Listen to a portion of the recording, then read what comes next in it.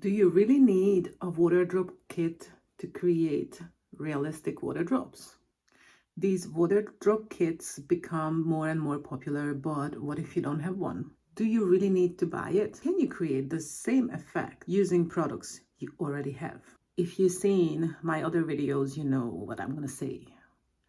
Let's test it. This video is not about how to do the water drop effect with the kit, but very quickly, I have this one that I done. So very quickly, step by step, I used a solid color and Aurora Fine chrome powder on it, which is a transparent chrome powder. I used step 1 of the kit, then I created the drops with the step 2, and you can see the result in here. But to keep this whole thing legit, I'm gonna use exactly the same color and powder just to be able to see the difference if there is any. So I already have the purple on cured with the regular top coat cured, and this is the most satisfying part of the whole thing in my beliefs. So I start to apply the chrome powder, and I use these circular movements because that's how you're gonna get the chrome effect. So you keep going until you can see your reflection in it. Hi.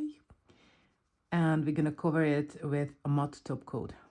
Okay, so the matte top coat is cured, and here on my palette I put out just a regular glossy top coat, and I pick this up with my brush and I start to create water drops, and I pay attention that I don't want perfect circles like this one because it is kind of unrealistic. So I just work away, and let's see how this works out at the end. Another thing, it's completely okay just to put it in the lamp for a few seconds of flash curing if you think that your drops would start to spread. 2 or 3 seconds is enough, because if you use flash curing, it will work. And you can keep going like this. It is weird because the normal top coat works completely different from what you have in the kit, and